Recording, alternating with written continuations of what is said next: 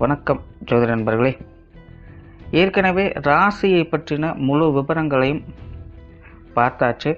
அதாவது ஒவ்வொரு ராசிக்குமே என்ன மாதிரியான குணாதிசயங்கள் இருக்கும், எந்த மாதிரியான வாழ்க்கை அமைப்பு இருக்கும், என்ன மாதிரியான உறவு முறைகள் இருக்கும் அப்படின்னு விளக்கமாகவே பார்த்தாச்சு.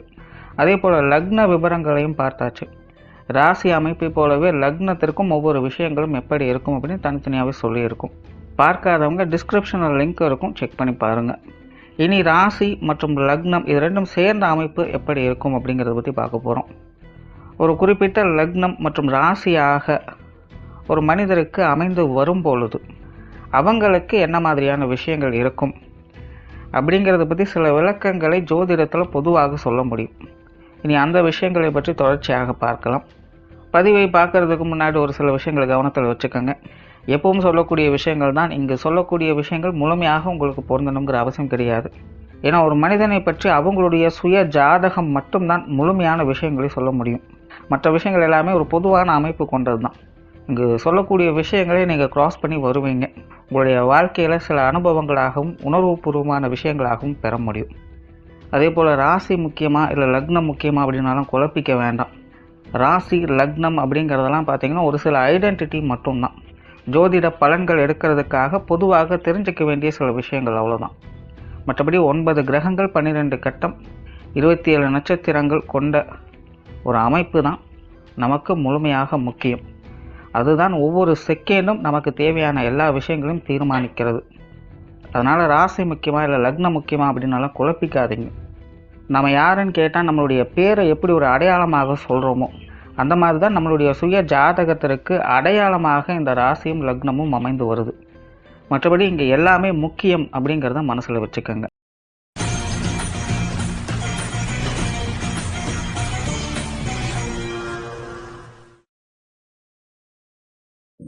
மீனராசி விருச்சிக லக்னம். இந்த மீனராசி விருச்சிக லக்னத்தில் பிறந்தவங்கள கோபம் இருக்கிற இடத்துல தான் குணம் இருக்கும் அப்படின்னு சொல்லுவாங்க. அதற்கு முழு உதாரணமாக இருக்கக்கூடியவங்க அப்படின்னு சொல்லலாம். பார்க்குறதுக்கு தான் இவங்க முரட்டு சுபாவம் உடையவங்களாக இருப்பாங்களே இல்லாமல் உண்மையிலே இவங்க ரொம்பவுமே இனிமையானவங்க, பாசத்தையும் அன்பையும் வெளிக்காட்டக்கூடியவங்க, மதிப்பு மரியாதை மிக்கவங்க, எல்லாத்துக்குமே அவங்கவுங்களுக்கு உண்டான ரெஸ்பெக்டை கொடுக்கக்கூடியவங்க, வேகமும் விவேகமும் கலந்த நிலைகளில் செயல்படக்கூடியவங்க, எல்லார்கிட்டேயுமே உண்மையாகவும் அன்பாகவும் இருக்கக்கூடியவங்க, அன்பை மட்டுமே பிரதானமாக வைத்து செயல்படக்கூடியவங்க அப்படின்னு கூட சொல்லலாம். உண்மையிலே சுய ஜாதகத்தில் கிரக அமைப்புகள் நல்லபடியாக இருந்தது அப்படின்னா இவங்களுடைய வாழ்க்கை அப்படிங்கிறது எப்போவுமே சந்தோஷத்தோடையே இருக்கும். அதாவது இவங்ககிட்ட என்ன இருக்குது இல்லை அப்படிங்கிறத பற்றி பிரச்சனையே கிடையாது. என்ன இருந்தாலும் இல்லைனாலும் இவங்களால் திருப்தியோட மன சந்தோஷத்தோடு வாழ முடியும். ஒருவேளை சுய ஜாதகத்தில் கிரக அமைப்புகள் ஒத்துழைக்கலை அப்படின்னா மற்றவங்க மேலே அளவு கடந்த நம்பிக்கையை வைத்து பாச பிணைப்புகளால் சென்டிமெண்ட் சார்ந்த விஷயங்களால் அலைகழிக்கக்கூடியவங்களாக இருப்பாங்க. அதன் மூலமாக இந்த சாது மிரண்டால் காடு கொள்ளாது அப்படிங்கிற நிலையும் பார்க்க முடியும். நிறைய பேர் பார்த்தீங்கன்னா ஒரு கட்டத்திற்கு மேலே இந்த மாதிரியான சங்கடங்களை அதிகமாக தொடர்ந்து பார்த்துக்கிட்டு இருக்கிறதுனால துறவரம் போன்ற விஷயங்களை மேற்கொள்வாங்க. அப்படி இல்லைனாலும் கூட சொந்த இடத்தை விட்டு சொந்த வீட்டை விட்டு வெளி இடங்களில் போய் தனிச்சிருக்கிற மாதிரியான சூழ்நிலைகள் கூட ஏற்படும். பந்த பாசங்களற்று இருக்கக்கூடியவங்களாக மாறிடுவாங்க. அந்த மாதிரி ஆட்களுக்கெல்லாம் பார்த்திங்கன்னா யார் மேலேயுமே ஒரு நம்பிக்கை அப்படிங்கிறது இருக்காது, பிடிப்பு அப்படிங்கிறது இருக்காது, சென்டிமெண்ட் அப்படிங்கிறது அவங்ககிட்ட வேலையே செய்யாது. பட் இதெல்லாம் எப்போன்னா ஒரு ஆஃப்டர் 30க்கு மேலே தான் இருக்கும். அது அவங்களுடைய அந்த நடுத்தர வயதை கடந்த பிறகு தான் அந்த மாதிரியான நிலைகளுக்கு அவங்க தள்ளப்படுவாங்க. அதற்கு முன்னாடி வரைக்கும் அவங்க இந்த மாதிரியான விஷயங்களை எதிர்பார்த்து ஓடிக்கொண்டே இருப்பாங்க. பட் அது அவங்களுக்கு முழுமையாக கிடைச்சிருக்கா இல்லையா அப்படிங்கிறது ஒரு 30-35 வயது கடந்த பிறகு தான் அவங்களுக்கு தெரியவே வரும். ஒரு சிலருக்கு பார்த்திங்கன்னா கிரக அமைப்புகள் அவங்களுடைய ஜாதகத்தில் சாதகமாகவும் வேலை செய்யும், பாதகமாகவும் வேலை செய்யும். அந்த மாதிரியான ஆட்கள்லாம் எப்படின்னா இது போன்ற விஷயங்களில் கொடுப்பனைகளை கிடைக்க பெற்றவங்களாக இருப்பாங்க. பட் அதனுடைய வேலிடிட்டி அப்படிங்கிறது கேள்விக்குறியாக இருக்கும். எப்படி பாதியில் வந்ததோ அது அப்படியே பாதியில் போகவும் செய்யும்.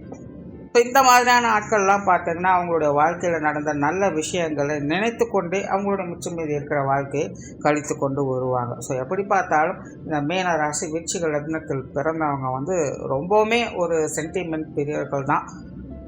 மக்கள் நலம் விரும்பிகளாக இருப்பாங்க. குடும்ப பாசம் பற்று மிக்கவங்க, எந்த ஒரு எதிர்பார்ப்பும் இல்லாமல் செயல்படக்கூடியவங்க. ஸோ இவங்கக்கிட்ட மற்றவங்க உண்மையாக இருந்தாலே போதும்.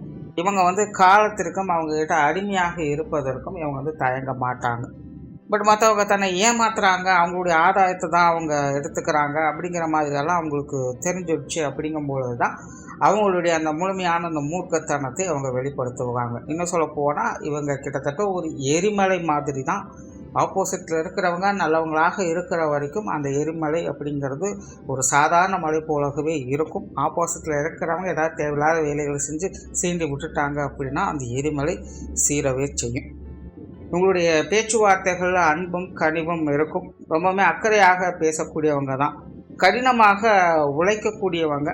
பட் என்னென்னா இவங்க பெனிஃபிட்ஸ் எதிர்பார்த்து எந்த ஒரு விஷயத்தையுமே செய்ய மாட்டாங்க, செய்யவும் முடியாது அப்படின்னு தான் சொல்லணும். ஒரு வேலை இருக்கா, வேலையை முடிச்சுட்டு அது எவ்வளோ ரிஸ்க்காக இருந்தாலும் பரவாயில்ல, வேலையை முடிச்சுட்டு அடுத்த வேலையை பார்க்கணும். அதுக்கு உண்டான ரிசல்ட் ஏதோ ஒரு வகையில் எப்படியோ வரும் அப்படிங்கிற நிலைகளை தான் இருக்குமே இல்லாமல் ஒரு ஆதாயத்தை எதிர்பார்த்து இவங்க கொடுக்கக்கூடிய அந்த முயற்சிகளாகட்டும் வேலைகளாகட்டும் அது இவங்களுக்கு கொஞ்சம் லேக் ஆகும். சொத்து சுகங்கள் கல்வி சார்ந்த விஷயங்கள்ல அவங்களுக்கு கொஞ்சம் சாதகமான நிலைகள்லேயே இருக்கும். இது சார்ந்த விஷயங்களில் ஆசாபாசங்கள் அப்படிங்கிறது பெருசாக இல்லை. பட் இருந்தாலும் அடிப்படை தேவைகள் அப்படிங்கிறதும் ஏதோ ஒரு வகையில் பூர்த்தி ஆகிட்டு தான் இருக்கும். அந்தந்த காலநிலைகளுக்கு ஏற்ப படிப்புகளோடு வசதி வாய்ப்புகளோடு வாழக்கூடியவங்களாக இருப்பாங்க. பொது விஷயங்கள் மற்றும் பொது காரியங்கள் வகையில் இவங்களுக்கு ஒரு அளவான ஈடுபாடுகள் அப்படிங்கிறதே இருக்கும். அதாவது இவங்க இன்ட்ரெஸ்ட் காட்டுவாங்க. மக்களும் இவங்ககிட்ட எல்லாருமே எளிமையாகவும் நல்லபடியாகவுமே பழகுவாங்க. பட் என்னென்னா நிறைய நேரங்களில் இவங்கக்கிட்ட கொஞ்சம் ஓவர் அட்வான்டேஜ் எடுத்துப்பாங்க. பட் அது நிறைய நேரங்களில் இவங்களுக்கு கொஞ்சம் சங்கடத்தை ஏற்படுத்த செய்யும். அதனால் பார்த்திங்கன்னா இன்ட்ரெஸ்ட் அப்படிங்கிறது ஒரு பக்கம் இருந்தாலும் அப்பப்போ இந்த பொது விஷயங்கள் மற்றும் பொது காரியங்களில் இவங்களுடைய ஈடுபாடுகள் அப்படிங்கிறது போய்கிட்டே இருக்கும். சில காலங்களுக்கு இருக்கும், சில காலங்களுக்கு கொஞ்சம் ரெஸ்ட் விட்டுடுவாங்க. ஆன்மீக ரீதியான விஷயங்கள் உங்களுக்கு சாதகமாகவே இருக்கும். நார்மலாகவே பார்த்திங்கன்னா ஆன்மீக வாழ்க்கையில் ஈடுபடக்கூடியவங்க தான். இன்னும் சொல்லப்போனால் இந்த பரம்பரை பழக்க வழக்கங்களை பின்பற்றக்கூடியவங்களாக இருப்பாங்க. கண்மூடித்தனமாக அது ஏன் எதுக்கு அப்படிங்கிற கேள்விகள் கூட கேட்காம இவங்க இது இப்படி தான், இது வழக்கமாக வந்துட்டுருக்கு, நானும் செஞ்சிட்ருக்கிறேன், எனக்கு அது மூலமாக பெனிஃபிட்ஸ் வந்துட்டுருக்கு அப்படிங்கிற ஆணித்தனமாக நம்பக்கூடியவங்களாக இருப்பாங்க. ஸோ நார்மலாகவே இவங்களுக்கு இந்த ஆன்மீக சிந்தனைகள் அப்படிங்கிறது அதிகமாகவே இருக்கும். ஆன்மீக வாழ்க்கையிலும் ஈடுபடக்கூடியவங்களாகவும் இருப்பாங்க.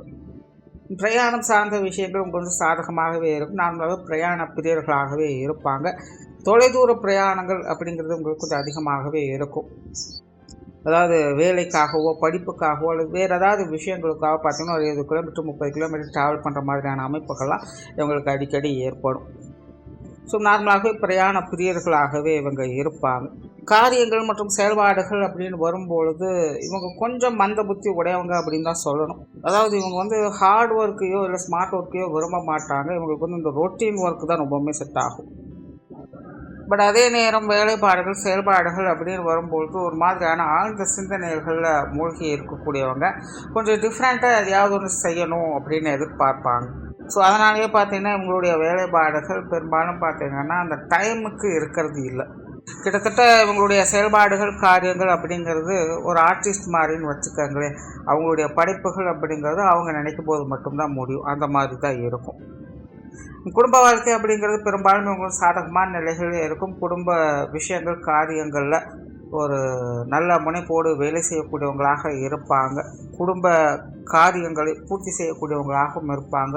குடும்ப உறவுகளுடைய ஒத்துழைப்பை கிடைக்க பெற்றவங்களாகவும் இருப்பாங்க. பட் என்னென்னா இது எல்லாமே பார்த்திங்கன்னா அந்தந்த காலநிலைகளுக்கு ஏற்ப தான் இந்த விஷயங்கள் இருக்கும். அதாவது ஒவ்வொருடைய உறவு முறைகளும் பார்த்திங்கன்னா ஒவ்வொரு காலகட்டத்துக்கு தான் உகந்ததாக இருக்கும். ஒரு லிமிட்டுக்கு மேலே போயிடுச்சு அப்படின்னா அவங்களுடைய சப்போர்ட் அப்படிங்கிறது பெரும்பாலும் இருக்கிறது இல்லை, தேவைப்படுறதும் இல்லை அப்படிங்கிற ஒரு நிலை எல்லாருக்குமே இருக்கும். ஸோ அந்த மாதிரி தான் இவங்களுக்கு ஃபேமிலி வித் பெனிஃபிட்ஸ் அப்படிங்கிற மாதிரி இந்த நிலைகள்லாம் அமையும்.